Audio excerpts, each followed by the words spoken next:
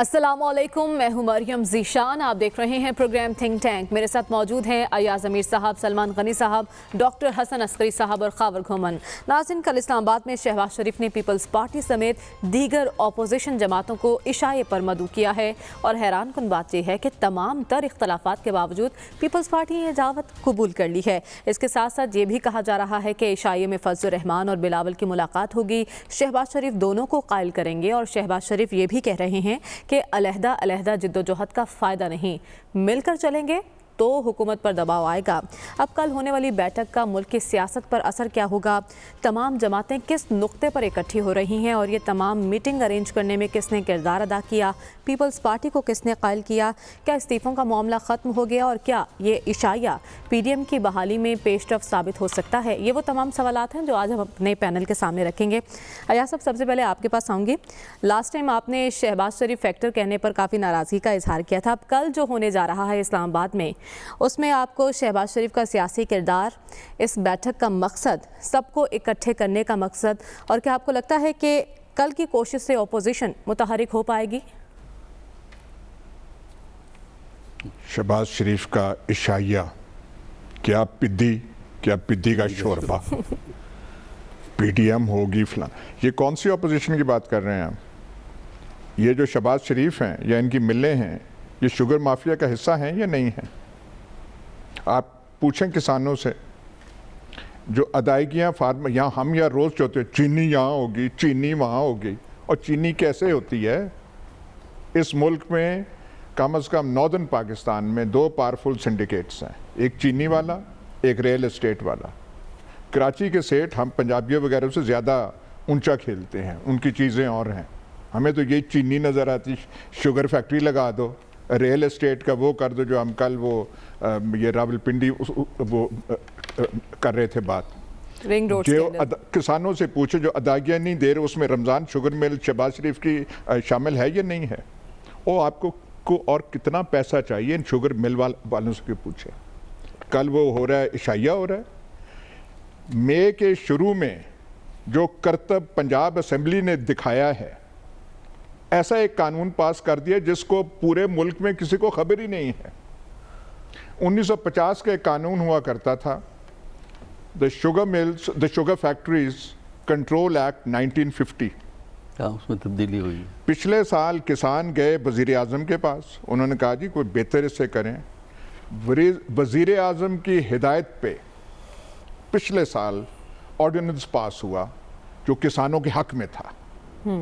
Sugar जो grow करते हैं, शुगर केन ग्रोअर के हक में था। अच्छा, वो ऑर्डिनेंस था, लैप्स हो गया, कानून लाना था। जो कानून लाए होता तो ये है कि ऑर्डिनेंस को आप फिर पास कराते हैं। वो जो इन्होंने एक छुपके मई के पहले हफ्ते में पास करा दिया, उसका पहले ऑर्डिनेंस जो प्राइम मिनिस्टर के कहने पे हुआ तो उससे कोई ताल्लुक ही नहीं है। मसलन पहले जो ऑर्डिनेंस था उसमें था कि अगर शुगर मिल्स जो फैक्ट्री वाले हैं, फैक्ट्री मालिकान कुछ हेर फेर करें तो उनके ऊपर FIR दर्ज की जा सकती है। वो वाली प्रोविजन यहाँ से निकाल दी गई। 1950 के कानून में था कि जब आप गन्ना बेचते हो तो 15 दिन में आपको कीमत अदा होनी चाहिए। ये जो एक्ट पास हुई है मई के पहले हफ्ते में, उसमें इन्होंने लिख दिया है, कानून पास कर दिया है कि 30 जून तक वो गन्ना बेचारा दे रहा है 6 महीने 7 महीने पहले किसान, और वो तब देगा। बीच में मिडल मैन आके खा जाएगा, कुछ 6 महीने इंतज़ार कर सकता है किसान पेमेंट के लिए। ऐसी कई चीज़ें हैं। अब फिर वज़ीर आज़म के नोटिस में बात आई है, उन्होंने कहा कि तब्दील करें। अब बजट सेशन आ जाएगा, बजट सेशन में आपने MNAs और MPs को मनाना होता है, तो ये वहीं पे कानून ठप पड़ जाएगा। मतलब कहने की बात ये है, हम कल रिंग रोड में बात कर रहे थे, नीयत प्राइम मिनिस्टर की ठीक है, कोई उन पे करप्शन का इल्ज़ाम नहीं लगा सकता। जैसे रमज़ान शुगर मिल्स वालों पे करप्शन की इतनी लंबी फाइलें हैं और बाकियों पे हैं, वो ओमनी ग्रुप पे हैं, इमरान खान पे नहीं है। आप वैसे कहते रहें जी जुल्फी बुखारी उनके साथ है, सरवर खान उनका है, तो और बात है, उसमें नहीं है। लेकिन वो क्या कहते हैं, रज़िया खुद तो बड़ी शरीफ है लेकिन घिरी हुई किसमें है? अजीब अजीब आदमी है। अब मैं ये जो शुगर हम चीनी होगी और हम जो है जहांगीर तरीन का भी फैक्टर निकाल लेते हैं कि जहांगीर तरीन फैक्टर का क्या होगा, और जहांगीर तरीन से कोई पूछे कि कितना पैसा होना चाहिए जिससे आदमी रज जाए, और कितने जहाज होने चाहिए, वो आपको इतनी एलिवेशन इस इमरान खान ने दी, कहाँ तक ले गया आपको। सुप्रीम कोर्ट ने नाअहल किया, लेकिन आप अमलन डिप्टी प्राइम मिनिस्टर थे या हो सकते थे, वो आप तब भी नहीं राजी है, फिर भी आपने हाथ मारना है। ये जो कल जो इशाइया दे रहे हैं, इनसे कोई पूछे और आप कितने से आप रज जाएंगे, कोई लिमिट तो आप बता देना कि समुंदर की इतनी तह तक जाएंगे तो फिर हम राजी होंगे। और आप जो गरीबों की बात करते हैं, आप किसानों से पूछ लें कि बड़े डिफॉल्टर्स जो हैं, जो नहीं देते, वो कौन कौन है, उनमें नाम रमज़ान शुगर मिल्स का भी है, और आपके पास पैसे देने के लिए नहीं है। हमारा अजीब। और हम बात कर इशाइया देंगे, पीडीएम बन जाएगी, अब फलाना बन जाएगी। इस मुल्क पे कंट्रोल जो है, हुकूमतें पार्टीज बदलती हैं, पर जो पावरफुल इंटरेस्ट्स हैं वो रहते हैं। इकोनॉमिक पॉलिसी वो डिटरमिन करती हैं, चाहे हुकूमत नून लीग की हो, चाहे इनकी हो, पीटीआई की हो। कौन सी ये इस डिनर के बारे में क्या मैं बात करूं कि ऐसी चीज़ हो सकती है, कोई पूछे तो सही। और एक और चीज़, वो कल हम कह रहे थे, रिंग रोड में चीफ मिनिस्टर गायब है। इस सारा कजिया जो नया एक्ट पास हुआ है, पंजाब असेंबली का मेंबरान को नहीं पता। किसी पंजाब असेंबली के एमपीए से आप पूछ लें कि यार ऐसा कानून आपने पास किया है, नहीं पता होगा। पास किया है तो उस एक्ट के प्रोविजंस क्या हैं, नहीं पता। ठीक, ऐसे यहाँ पे चीजें हो रही हैं, और हम कह रहे हैं, और फिर हम कहेंगे शुगर माफिया ये हो गया, शुगर। उस दिन आपने भी कहा, और जी रिपोर्ट लिखी गई है, वो जो अली जफर ने, कौन सी रिपोर्ट, क्या है? ये इतने पावरफुल लोग हैं, कोई टच नहीं कर सकता। सारे मिले हुए, हमारे काफली के मेहरबान वो भी बीच में हैं, ये जो हैं नून लीग वाले वो बीच में हैं। जहांगीर तरीन फैक्टर, बकौल आपके जहांगीर तरीन फैक्टर भी उसमें है। वो किसके पास आदमी रोए? रियल एस्टेट का ये हाल है, इधर से लेके उधर तक ऐसे ऐसे नाम जिनका नाम हमें याद नहीं रहता, वो सबसे पावरफुल लोग हैं इस मुल्क में। ये खाने शाने वाले जो हैं, ये बस साइड की चीज़ें हमें दिल बहलाने के लिए। ठीक है, यानी अयाज अमीर की नज़र में तो आवे का आवा ही बिगड़ा हुआ है, तो क्यों इकट्ठे हो रहे हैं सलमान साहब? क्या कोई मुश्तरका हिकमत अमली लेकर आ रहे हैं, कुछ हिकमत अमली में तब्दीली ला रहे हैं? जिस इशू की बात की है वो इशू तो दुरुस्त है कि एक रमज़ान शुगर मिल नहीं है, ये 80 शुगर मिल्स हैं पाकिस्तान में। और मैं यहाँ पर इस प्रोग्राम में अक्सर कहा करता हूँ कि ये शुगर मिल माफियाज जिसकी बात करते हैं वो पॉलिटिकल पार्टीज से ज़्यादा स्ट्रॉन्ग है। जैसे आर्डिनेंस की बात करते हैं कि वो आर्डिनेंस लैप्स हो गया और फिर आ गया, किसके नाक के नीचे हो रहा है? हम सर्टिफिकेट रोज़ देते हैं कि जनाब प्राइम मिनिस्टर, उनके दामन पे कोई दाग नहीं है, वो बड़े बाकिरदार हैं, वो दयानतदार हैं। उन्हीं के नीचे ये सब कुछ हो रहा था ना, कि ये जो अद्वियात का स्कैंडल आया जिसमें अरबों खरबों कमाए, वो कौन था? वो उन्हीं का वजीर था, उसको फिर हटाया गया। फिर पेट्रोलियम में जो कुछ हुआ, सारी कौम ने देखा कि किस तरह 25 रुपए पर लीटर बढ़ा दिया गया, और ख़ुद बाद में उसी पे खिलाफ चार्जशीट जब लूट गए पाकिस्तान के लोग, तो फिर उसको निकाल दिया गया। लेकिन कार्रवाई तो हुई ना सलमान साहब? क्या कार्रवाई होगी? लोग आपने दिए पैसे या नहीं? यहाँ पे बैठ के आप कहती रही है नहीं कि मैं चीनी इतने की लेके आई हूँ, तो वो किसके एवज दिया? वो यही हुकूमती जिम्मेदार थे ना। ये माफियाज उनके नीचे पनप रहे हैं, हम उनको सर्टिफिकेट दे रहे हैं कि जी वो पाकिस्तान के बड़े बाकिरदार। कल मैंने भी कहा था कि वो उनके लिए टेस्ट केस है, उन्हें नहीं पता। बात ये कि हुक्मरानी के कोई लवाजमात होते हैं, जिम्मेदारी लेनी पड़ती है। ये नहीं होगा जी मैं नहीं हूँ तो मेरे नीचे जी नदीम वो है, अपना आमिर कियानी है, जहांगीर तरीन है, फलां है। ये जो जिस बात की अयाज अमीर साहब बात कर रहे हैं, इसकी ज़रा तहकीकात करा ले। मेरे इल्म में है कि ये कानून ये असेंबली के अंदर नहीं बना, अच्छा, तो किसी के घर में बैठ के ड्राफ्ट हुआ है सारा, और ये एक ही है। देखें, जहाँ पर इशराफिया के अपने वफादात हैं, रिंग रोड का जिक्र कर रहे थे कि कौन कौन लोग उसमें मुलव्वस नहीं थे। बाकी वो जो शहबाज शरीफ साहब की बात है, हम यहाँ पर इसी प्रोग्राम की वसातत से मैं हमेशा कहता रहा कि अगर हुकूमत डिलीवर नहीं कर पा रही तो अपोजिशन। अब ये जो उन्होंने बुलाया है, यकीनन इसका दर्द होगा कई लोगों को, इसलिए कि एक संजीदा मूव हो रही है। और ये जो शहबाज शरीफ साहब का इशाइया है, मैं नहीं समझता कि इसमें कोई पीडीएम बहाल होगी। एक अंडरस्टैंडिंग हो रही है बजट इजलास से पहले, और मैं समझता हूँ कि पार्लियामेंट के अंदर اپوزیشن کو ایک مثبت اپوزیشن کا رول ادا کرنا چاہیے. اور پہلے مجھے یاد پڑتا ہے ہم پارلیمانی رپورٹنگ کرتے تھے تو بجٹ سیشن ہوا کرتا تھا جس میں اراکین اسمبلی اور اپوزیشن اپنی اپنی آراء کا اظہار کرتی تھی. کیا یہ بجٹ پاکستان کے عوام کے جذبات اور احساسات کا مظہر ہوتا ہے؟ بجٹ بنتا کہاں پر ہے؟ بناتے کون ہیں؟ اور ابھی چونکہ اگلا ٹاپک بھی اس پہ آنا ہے کہ بات ہے کہ بجٹ کے اندر اب تو ایک زمانہ تھا کہ بجٹ کا انتظار ہوتا تھا کہ چیزوں کی قیمتوں میں اضافہ ہوگا، کمی ہوگی. بھائی اب تو سارا سال بجٹ آتے ہیں، کسی کا کوئی انٹرسٹ نہیں ہوتا سوائے اس بات کے کہ سرکاری ملازمین کی تنخواہوں میں اضافہ ہوگا یا نہیں ہوگا. تو کیا اگر سرکاری ملازمین کی تنخواہوں میں آپ 2 4 5 ہزار اضافہ کر دیں گے تو جو ان پہ آپ نے بوجھ لادا ہے وہ 2 4 5 ہزار کا ہے پچھلے 3 سال کے اندر. تو میں سمجھتا ہوں کہ بات یہ کہ اپوزیشن کو ایک مؤثر رول ادا کرنا چاہیے اور اپوزیشن اس کام کے لیے نہیں ہوتی. کس طرح ٹف ٹائم دے گی بجٹ میں بتاتا ہوں. بات یہ کہ اس وقت آپ دیکھیں کہ فضل الرحمان صاحب جو ہر بات پہ یہ چاہتے تھے کہ جی حکومت کو گرا دیا جائے، اب وہ بات نہیں ہو رہی. اچھا میں شروع دن سے یہاں سے یہ کہتا رہا کہ جو بڑی پارٹیز ہیں انہیں بڑے فیصلے کرنے ہوں گے. فضل الرحمان صاحب کیوں ڈومینیٹ کر رہے ہیں کہ اس وقت فضل الرحمان صاحب کا نام نہیں ہے اور بلاول بھٹو زرداری صاحب اور شہباز شریف صاحب میں اس بات پہ تو اتفاق رائے ہے کہ ایک مؤثر اپوزیشن کا رول عوام کے اندر ادا کیا جائے. مانی کیسے، کس نے قائل کیا؟ پیپلز پارٹی کیسے مانی؟ دیکھیں بات یہ کہ پیپلز پارٹی کا جو موقف تھا یہ حالات واقعات بعض اوقات چیزوں کو اکٹھا کر دیتے ہیں. یہ کام جو ہے بنیادی طور پہ جو سابق سپیکر ہیں ایاز صادق صاحب انہوں نے سر انجام دیا ہے. ان کے پیپلز پارٹی سے رابطے تھے اور پیپلز پارٹی کے کہنے پہ ہی یہ اشائیہ ہو رہا ہے. اور میں سمجھتا ہوں کہ یہ اگر اس اشائیے میں سے کچھ ایشوز پہ یہ کچھ نکات پہ اکٹھے ہوتے ہیں، کم از کم بجٹ سیشن کو ہی سنجیدگی سے لیا جائے تو حکومت کو ایکسپوز کیا جا سکتا ہے. یہ جو ہو ہا کی سیاست ہے نا کہ وہ بھی چور اور وہ بھی ڈاکو اور وہ بھی مافیاز، اس میں سارا کام ہوتا ہے اشرافیہ کا، تاکہ ساری ایک کنفیوژن پیدا کر دی جائے اور لوٹ مار کا سلسلہ جاری رہے. اور اسی لوٹ مار کے سلسلے نے پاکستان میں جمہوریت اور سیاست کو بھی بدنام کیا ہے اور لوگوں کا یہ حال کر دیا ہے کہ وہ بیچارے دو وقت کی روٹی کے لالے پڑے ہوئے ہیں. ٹھیک ہے ڈاکٹر صاحب، آپ کو کیا لگتا ہے؟ کہا جا رہا ہے کہ حکومت نالائق نااہل ہے. اگر حکومت نالائق نااہل ہے تو اپوزیشن کے حوالے سے بھی کوئی اچھی آراء نہیں ہے. اب آپ کو لگتا ہے اپوزیشن کوئی متحرک کردار ادا کر سکتی ہے؟ جو اشائیہ ہونے جا رہے ہیں اس کی ٹائمنگ کتنی اہم ہے؟ کیونکہ اب جتنی قیادت ہے اپوزیشن کی وہ احتساب کے شکنجے میں اس طرح نہیں جکڑی جیسے پہلے جکڑی تھی. اب آزاد فیصلے لے سکتی ہے وہ. ہو سکتا ہے لے لے، ہمیں تو کوئی ایسے آثار نظر نہیں آتے. دیکھیے بات یہ ہے کہ اپوزیشن والے جو ہیں نا اب اپنے لیے ایک نیا کردار ڈھونڈنے کی کوشش کر رہے ہیں. اچھا، ایک کوشش کی انہوں نے ستمبر میں پی ڈی ایم بنائی اور ہمیں بتایا گیا کہ فارغ ہو رہی ہے حکومت، لیکن حکومت بچ گئی فار ون ریزن اور دی ادر. وہ ایک لمبی بحث ہے.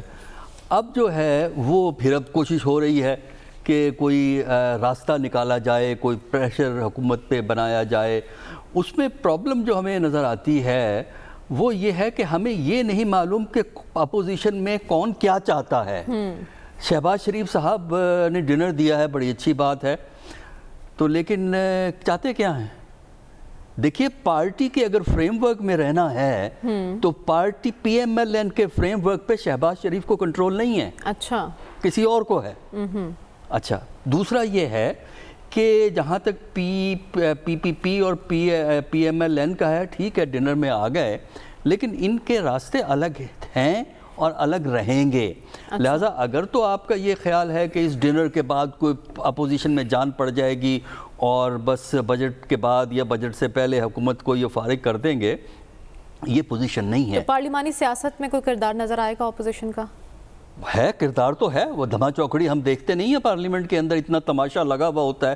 میرا تو خیال ہے کہ پارلیمنٹ کے وہ سیشن جو دھما چوکڑی ہو وہ زیادہ دلچسپ ہوں گے عوام کے لیے بنسبت جو ٹی وی پہ ہم ڈسکشن بیٹھ کے کرتے ہیں. انتخابی اصلاحات، بجٹ، اس پر کوئی کردار؟ دیکھیے بجٹ تو ہمیشہ آتا ہے. دیکھیے بجٹ کی کوئی ایسی بات نہیں، بجٹ آتا ہے، بجٹ پاس ہو جائے گا، بجٹ کا کوئی مسئلہ نہیں ہے. وہ اس کی وجہ ہے، میں نے ٹائم نہیں ہے، میں آپ کو لیگل پوزیشن یہ دے دوں گا کہ بجٹ پاس ہو جائے گا. یہ اچھا، جہاں تک اپوزیشن کا کردار ہے، پہلے تو یہ ہے کہ اپوزیشن کو ایک ڈائریکشن لینی پڑے گی. یہ سوچنا پڑے گا کہ انہیں حاصل کیا کرنا ہے. ایک تو یہ ہے کہ حکومت کو گرانا ہے، دوسرا یہ ہے کہ اپنے اپنے کردار کو اسرٹ کرنا ہے. شہباز شریف اپنے لیے ایک انڈیپینڈنٹ رول کی تلاش میں ہیں، ابھی تک ان کو نہیں ملا ہے. تیسرا کہ جو پروسیس ہے اکاؤنٹیبلٹی کا، جو دولت ہے لوگوں کے پاس، اس کا سورس ہم نے نہیں بتانا، اس کو ہم نے پولیٹیکل کانٹیکسٹ میں کور کر لینا ہے. اور سب سے بڑا مسئلہ ہے کردار کا. ابھی آپ نے بات کی کوئی پنجاب میں جو نیا لا آیا ہے جس کا اخبار میں اب تفصیلاً تذکرہ آ چکا ہے. دیکھیے جب تک آپ کردار آپ سازی نہیں کر سکتے اور جب تک آپ یہ بات نہیں واضح کرتے کہ اگر آپ غلط کام کریں گے تو سزا ہوگی, اکاؤنٹیبلٹی یہ ہوتی ہے, اکاؤنٹیبلٹی تقریروں سے نہیں ہوتی. اب اگر وہ لا پاس ہوا ہے جو پنجاب کا ہے تو ظاہر ہے پنجاب میں منسٹری آف لا تو ہے نا, ایک لا منسٹر بھی ہوتا ہے, ایک منسٹر بھی ہے لا کا اور منسٹری بھی ہے. یہ جو قانون جو ڈرافٹ ہوتا ہے چاہے کسی کے گھر میں ہو کسی کے آفس میں ہو, امریکہ میں تو نہیں ہوتا نا. تو آخر یہاں سے آپ کو پنجاب گورنمنٹ سے اور لا منسٹری سے پوچھنا چاہیے کہ یہ ڈرافٹنگ کیوں ہوئی ہے, اس کے بنیادی مقاصد کیا ہیں. اور باقی رہا جب ہماری اسمبلیوں میں لا پیش ہوتے ہیں نا 90% وہاں ممبروں کو پتہ ہی نہیں ہوتا. اچھا, کیونکہ اول تو آپ بل جو ہے وہ بہت لیٹ پہنچاتے ہیں ممبروں کو. دوسرا یہ ہے کہ وہ بل کو پڑھتے نہیں ہیں ممبران, اکثر بل انگریزی میں ہوتے ہیں, ان کو پڑھتے ہی نہیں ہیں. تو میرا خیال یہ ہے کہ ہمارے ہاں سلسلہ کچھ اتنا بگڑا ہوا ہے, اس میں اپوزیشن یا حکومت اپنے لیے کوئی راستہ نہیں نکال سکے گی, بلکہ یہ سب ہاتھ پاؤں مار رہے ہیں. کسی کا ہاتھ پڑ جاتا ہے, کسی کا ہاتھ نہیں پڑ جاتا. ٹھیک ہے, یعنی کوئی ایک سمت نظر نہیں آ رہی ہے اپوزیشن کے لیے. ایک چھوٹی سی بات, چونکہ یہ جو مزاروں کی بات کی گئی ہے ذمہ داروں کی اور کاشتکاروں کی, 12 ارب روپے ان ملز مالکان کی طرف ہیں, ان کے خون پسینہ 12 ارب روپے یہ تمام ملز مالکان نے ان کے دینے ہیں جو نہیں دیے. دیکھیں فیکٹری میں ایک بار بات بتا دیں کہ یہ ہر سال یہ مسئلہ ہوتا ہے کہ جو پیمنٹ کے چیک بھی اگر ایشو کرتے ہیں چیک آنر نہیں ہوتے.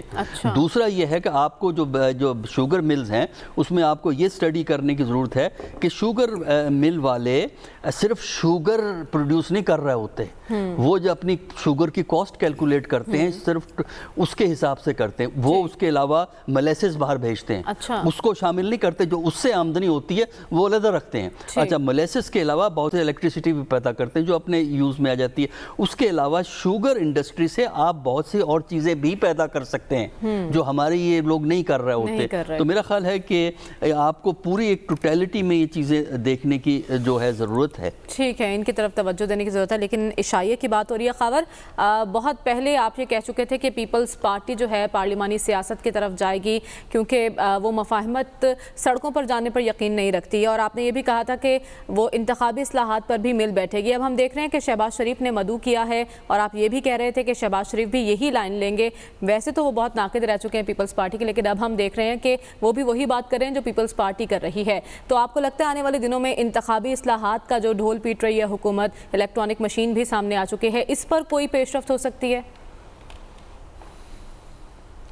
آج آفٹرنون میں محترم شہباز شریف صاحب نے ایک ٹویٹ کیا ہے اور اس سے میرے خیال میں ساری چیزیں واضح ہو جاتی ہیں کہ نون لیگ یا جو موجودہ ہماری اپوزیشن جماعتیں ہیں وہ کس سمت میں جا رہی ہیں, کیونکہ پہلے نون لیگ کی تھوڑا سا انقلابی بننے کی کوشش کر رہی تھی. شہباز شریف صاحب نے یہ کہا کہ یہ حکومت یہ جو اصلاحات کر رہی ہے تھرو آرڈیننسز, یہ مناسب طریقہ نہیں ہے اور ان کو پارلیمان کا جو فورم ہے وہ استعمال کرنا چاہیے. اور وہ لوگ اور وہ ممالک اور وہ پولیٹیکل پارٹیز جو پارلیمان کے فورم کو اچھے طریقے سے استعمال نہیں کرتے تو وہاں پہ جمہوریت کمزور ہو جاتی ہے. تو میرے خیال میں بڑا واضح ایک اشارہ ہے, اور یہ اشارہ ہم دیکھ رہے ہیں کہ وہ بالکل مختلف ہے, برعکس ہے جو ہمیں مریم صاحبہ اور محترم نواز شریف صاحب ہم پچھلے 6-8 مہینوں کے درمیان ہم ان کی تقریریں سن رہے تھے. اب جو کل یہاں پہ ہے عشائیہ ہونے جا رہا ہے, میری چند ایک نون لیگ کے لوگوں سے بات ہوئی ہے, پیپلز پارٹی والوں سے بھی, بنیادی طور پہ ان کا جو اتفاق ہو گیا ہے اور آنے والے دنوں کے اندر آپ مزید اس میں دیکھیں گے کہ اس کے اوپر اور کام ہوگا, وہ یہ ہے کہ پارلیمان میں واپس جانا ہے. اور اس میں جو عام لوگوں کو بتانے کی یہ ضرورت ہے کہ پیپلز پارٹی کا جو بیانیہ تھا وہ مان لیا گیا ہے اور نون لیگ کا پیپلز پارٹی کے بیانیے کے پیچھے چلے گی. پارلیمان میں جائیں گے, جس طرح محترم شہباز شریف صاحب نے کہا ہے, پارلیمان میں جا کے جو انتخابی اصلاحات ہیں اس کے اوپر کام کرنا ہے, کیونکہ یہ سب کو اب جو حقیقت ہے ان کے اوپر آشکار ہو گئی ہے کہ اب جو ہے آئندہ انتخابات جب بھی ہوں گے اور وہ جب حکومت مناسب سمجھے گی, 2023 کا ٹائم ہے, اسے آگے پیچھے تھوڑا بہت ہو سکتے ہیں, تو ان انتخابات کی تیاری کرنی ہے. اب فرض کریں آپ عمران خان کو آئندہ 6 مہینے کو زور لگا کے کسی طریقے سے نکال بھی دیتے ہیں تو یہ کوئی مناسب وقت نہیں ہے. پھر وہی ہوگا, عمران خان وہ یہی کہے گا دیکھیں میں نے تو اب سارے معاملات ٹھیک کر لیے تھے. یعنی آپ کا کہنا ہے کہ اب اپوزیشن کا مقصد حکومت کو گرانا نہیں ہے؟ جی بالکل ایگزیکٹلی ان سو مینی ورڈز بالکل حکومت کو گرانا مقصد نہیں ہے، اور ان کا اب مقصد یہ ہے کہ جو انتخابی اصلاحات کرنی ہے اس پہ کام کیا جائے، حکومت کے ساتھ مل کے کام کیا جائے، اور جو آئندہ انتخابات ہیں اس کی طرف جایا جائے۔ پہلے کچھ عرصہ تک ہم نے دیکھا، آپ سنتی ہوں گی، اور ہم ٹیلی ویژن کے اوپر بھی اور ان کے جلسے جلوسوں میں بھی اور مختلف ٹویٹس کے اوپر بھی اور چھوٹی موٹی ان کی جو میڈیا بریفنگز ہوا کرتی تھی یا میڈیا اپیرنسز ہوا کرتی تھی، اس دوران مریم صاحبہ یا ان کے کچھ اسپوکس پرسن ہیں وہ یہ اسٹیبلشمنٹ کے اوپر وہ کہیں نہ کہیں سے کوئی نہ کوئی حملہ کر جاتے تھے، آف دا کف کوئی ریمارکس دے جاتے تھے۔ اب اس حوالے سے بالکل ایک سائلنٹ موڈ میں جا چکے ہوئے ہیں اسٹیبلشمنٹ کے ساتھ بھی اپنا، کیونکہ ماضی کے اندر ان کے تعلقات اچھے رہے ہیں تو ان کی خواہش ہے کہ دوبارہ کوئی انگیجمنٹ کسی سطح کے اوپر ہو جائے، اور وہ کوشش کافی لیکن خاور یہاں آپ سے یہ بھی خبر لینا چاہوں گی کہ اگر اس اپوزیشن کا مقصد اب حکومت کو گرانا نہیں ہے، یعنی استعفوں کا آپشن بھی نہیں، عدم اعتماد لانگ مارچ کا آپشن بھی نہیں ہوگا، تو مولانا فضل الرحمان کا کردار کیا ہوگا؟ وہ کہاں سٹینڈ کریں گے؟ مولانا فضل الرحمان صاحب، آپ یا کوئی بھی ہمارے پروگرام میں سے یہ بتا دے کہ پچھلے مہینے 2 مہینے سے آپ نے ان کا کوئی بیان سنا ہے؟ جو ماضی کے اندر وہ بیان دیا کرتے تھے اور مختلف اداروں کے نام لے کے، اب وہ بالکل خاموش ہیں۔ ان کو بھی یہ ساری چیز سمجھ آ گئی ہے، اور ان کو بھی کسی سطح کے اوپر کوئی آئینہ دکھا دیا گیا ہے کہ بھیا آئندہ انتخابات کے اوپر ہی سارے لوگوں نے جانا ہے۔ کل جو ہے میرے خیال میں کل کا جو اجلاس ہے، ابھی تک جو ہمارے پاس اطلاعات ہیں اسلام آباد سے، ان کے مطابق مریم صاحبہ شاید نہیں آ رہی۔ سلمان غنی صاحب سے گزارش ہے کہ لاہور میں رائیونڈ جو اپنے گڈ آفیسز استعمال کرتے ہوئے تھوڑی خبر لیں، بتائیں، کیونکہ کل بلاول اگر آ رہے ہیں تو مریم صاحبہ بھی، یہ صرف پارلیمانی لیڈرز کو بلایا گیا ہے، یہ خاور صاحب پارلیمانی لیڈرز کو بلایا گیا ہے۔ اس میں جو لوگ پارلیمنٹ کے اندر موجود ہیں، مریم صاحبہ چونکہ پارلیمنٹ کی ممبر نہیں ہیں، وہ اس میں مدعو نہیں ہیں۔ اچھا ٹھیک ہو گیا۔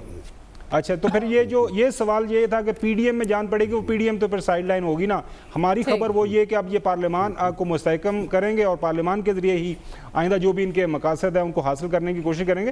میرے خیال میں یہ اچھی سیاست ہے۔ ماضی کے اندر بھی انہوں نے تھوڑا سا یہ غلط فیصلہ کر لیا تھا کہ مولانا صاحب کو آگے لگا دیا تھا۔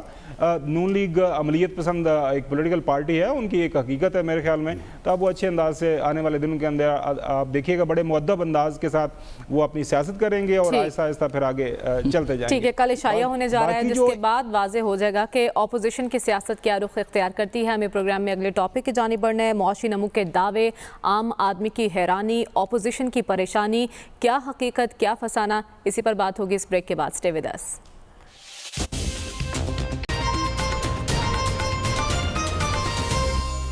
ویلکم بیک ناظرین۔ حکومت نے معاشی شرح نمو 3.94% بڑھنے کی پیشگوئی کی ہے، جس پر اپوزیشن نے ان معاشی اشاریوں پر اعتراض اٹھا دیا ہے۔ ایاز امیر صاحب، یہ اعداد و شمار کا کھیل ہے یا واقعی یہ سمجھا جائے کہ گروتھ ریٹ اتنا حوصلہ افزا ہو سکتا ہے؟ کس کے دعوے کو درست مانا جائے؟ اپوزیشن ٹھیک کہہ رہی ہے یا حکومت ٹھیک کہہ رہی ہے؟ دیکھیے، ذاتی طور پہ جہاں ہم بہت سارے چیزیں نہیں سمجھتے، میں اپنی بات کر رہا ہوں، تو معیشت کی تو بالکل کوئی سمجھ نہیں ہے، اور اس کے بارے میں نہیں کہوں گا، لیکن یہ پتہ نہیں فگر کہاں سے گروتھ ریٹ کر لے آئے۔ میں صرف آپ کو چند آج کل کے بقول جو گولڈن ورڈز آف خاور صاحب زمینی حقائق میں تھوڑے سے آپ کو بتا دوں۔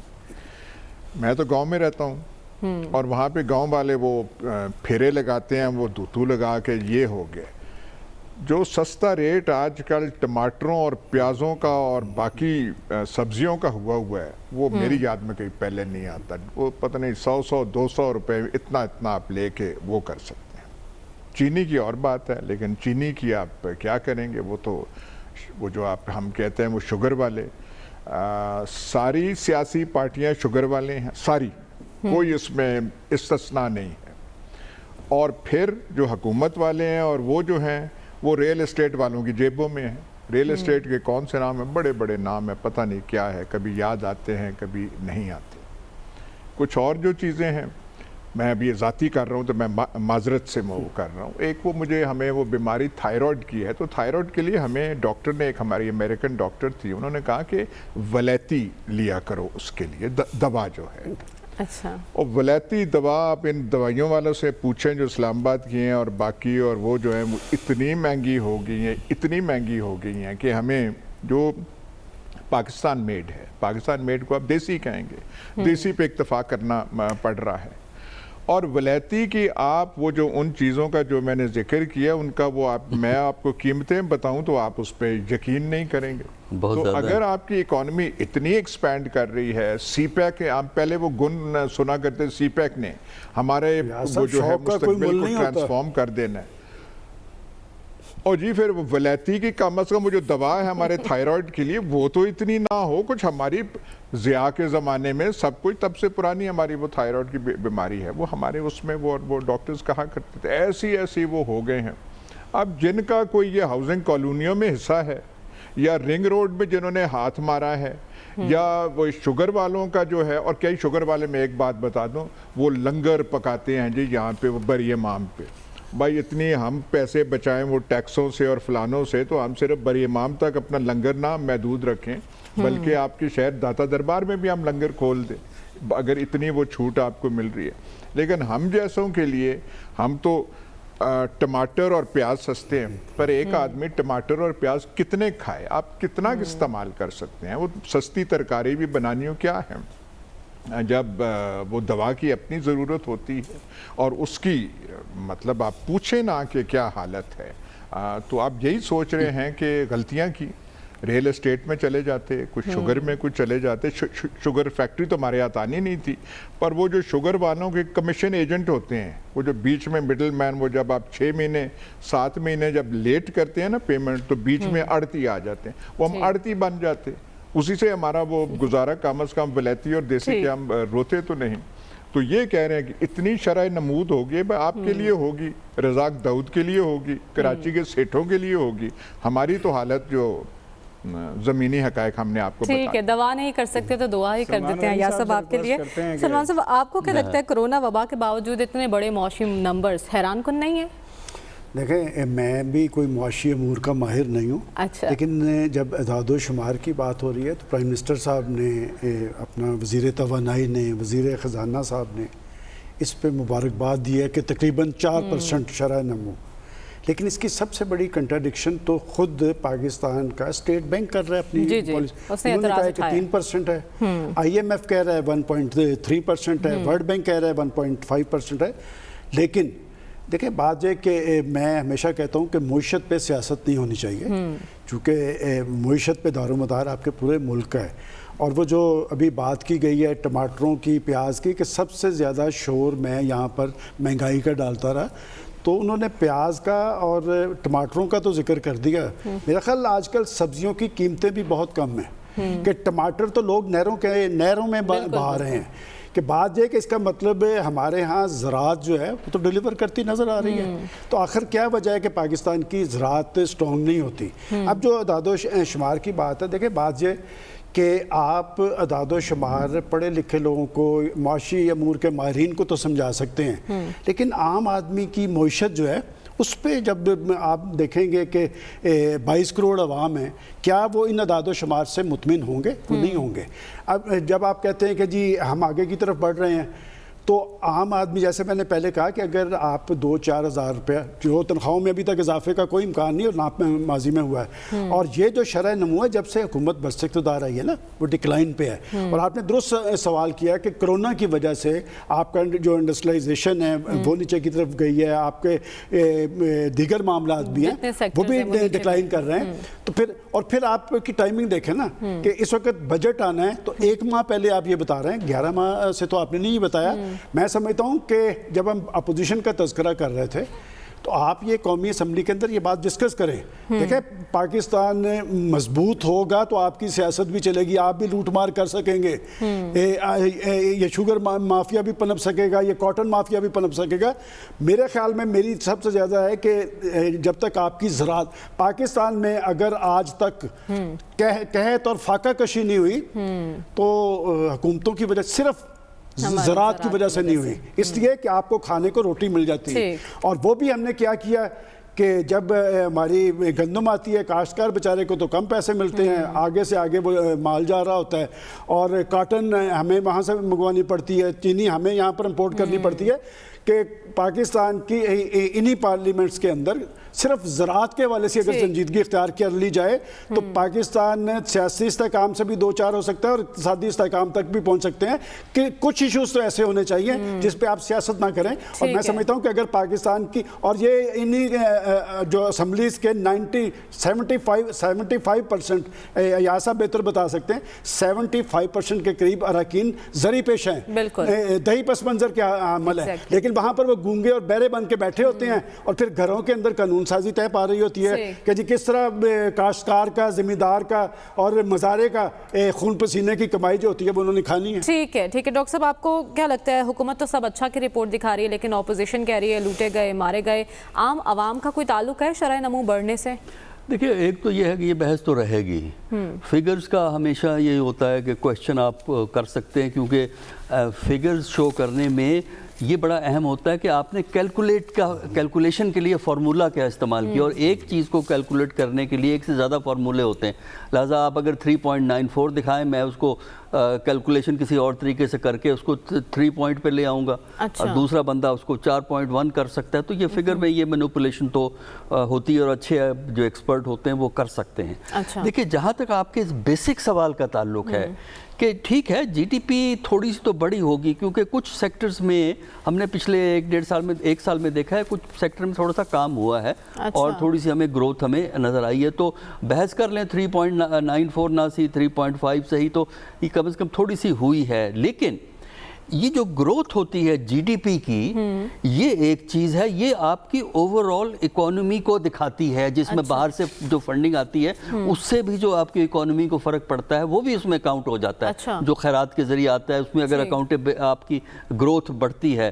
یہ صرف آپ گروتھ کی بات کرتے ہیں, جب آپ بات کرتے ہیں کہ عوام کو کتنا فائدہ پہنچتا ہے تو آپ ایک مختلف چیز کی بات کر رہے ہیں, کیونکہ آپ کے ہاں جی ڈی پی بھی بڑھ سکتی ہے اور غربت بھی بڑھ سکتی ہے, دونوں چیزیں اوپر جا سکتی ہیں کیونکہ ان کا آپس میں انڈائریکٹ تعلق ہے, ڈائریکٹ تعلق نہیں ہوتا.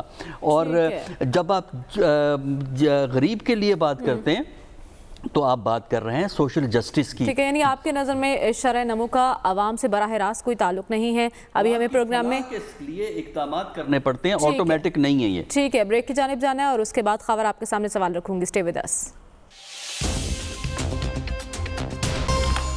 ویلکم بیک ناظرین. خاور زمینی حقائق آپ ہی ہمیں بتا دیجئے کہ حکومت کا معاشی ترقی کا دعویٰ کتنا سچا ہے؟